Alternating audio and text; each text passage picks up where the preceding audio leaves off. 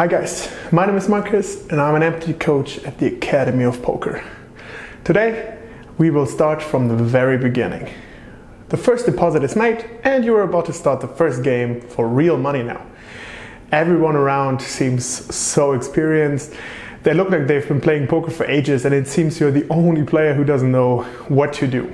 But stop panicking here. Every professional player, even the guys that are playing for millions and millions of dollars right now, started where you started. So to make the first steps for you easier, I've prepared a little starting guide and I hope it will help you to settle in. Before we start though, let me invite you to join our YouTube channel. Hit the subscribe button, tap the bell and never miss any new video from our academy. Oh my god, come on!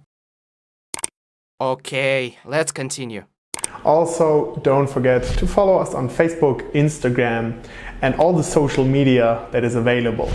So in that way, it's the best way to stay in touch with us and only read the fresh and up-to-date materials from all over the poker world. But now, let's move back to the tips, and here's already number one. There's nothing wrong in being a beginner. Whatever the other people think, just play your game, focus on it, and have fun. If your rivals are clever enough and good players, they will do everything they can to make you feel comfortable, because they want you to play longer.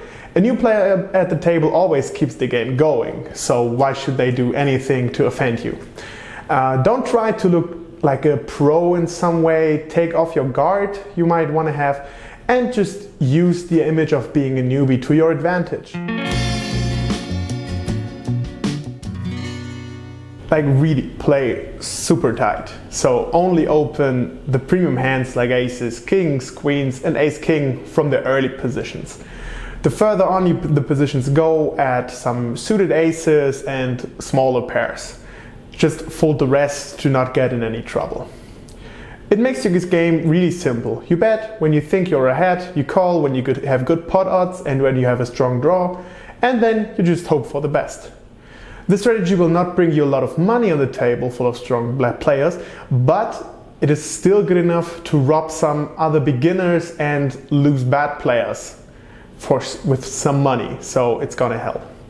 And yeah, don't hurry up. Update your strategy step by step. Use your time when you're out of hands to watch and make some notes of the opponents. Look what good players do, try to understand it and adapt it into your own game. Nowadays you can watch a lot of good players even without playing with them. Just look at our YouTube channel and look for the playing streams of me or of other coaches, also of some final table breakdowns.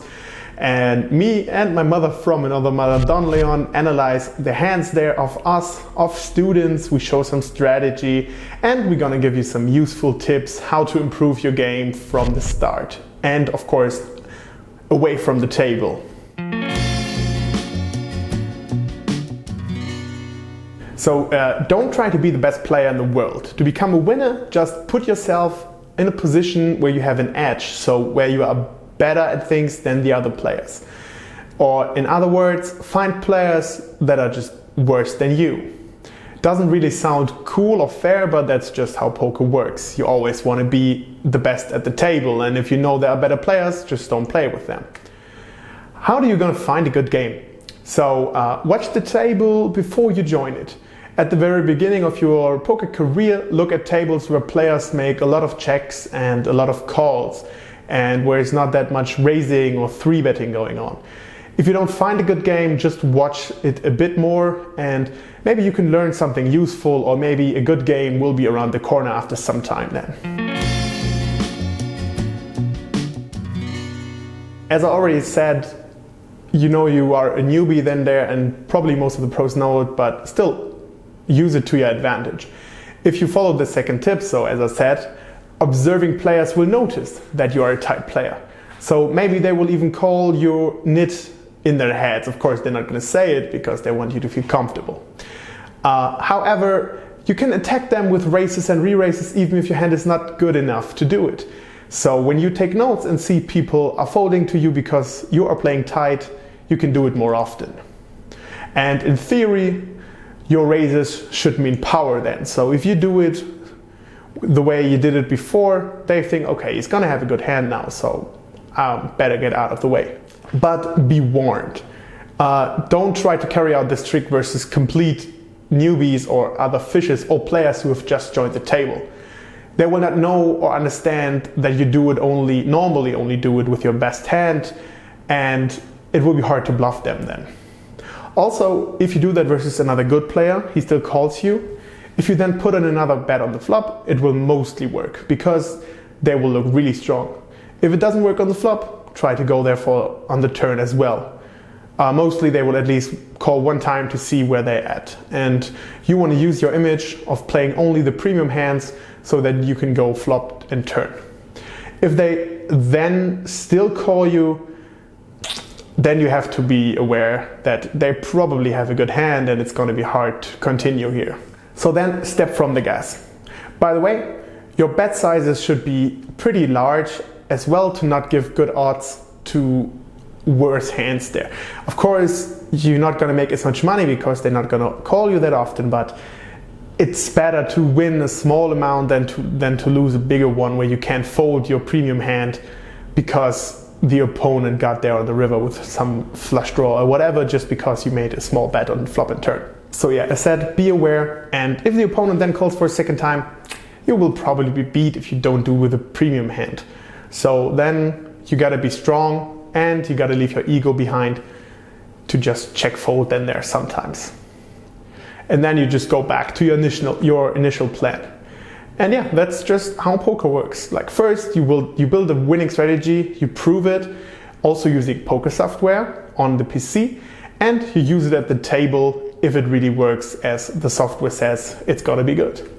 If you notice the leaks in the game of your opponent, you can deviate from the initial strategy and exploit these weaknesses to get even more value. So as I said, if people always think you're gonna have a good hand, you can just raise them sometimes with not that good of a hand, just because they will still believe you have a good hand, and you can then get some money out of them by folding. By the way, if you want to test your skills without spending $1, then you can try yourself in our free rolls. In those tournaments, you don't have to pay any buy-in. You just sit down and play. And as I just said, we have our own free roll. So we will have a free roll with $1,000 guarantee, and it will not be a lot of players because it's going to be exclusively to our Academy of Poker players. In addition to such an impressive amount, one of the main advantages of free roll is also that it will not be that long. So if you don't have 8-9 hours, that's not a problem. This free roll will finish within 3, maybe 4 hours. Click the link in the description below and just register in our tournament for that.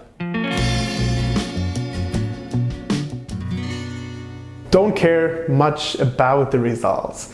Don't let losses influence your mood. You're here to enjoy the game, and poker shouldn't be painful or tiresome for you or your rivals. Even if they are not the most pleasant people in the world, somehow they will still enjoy it.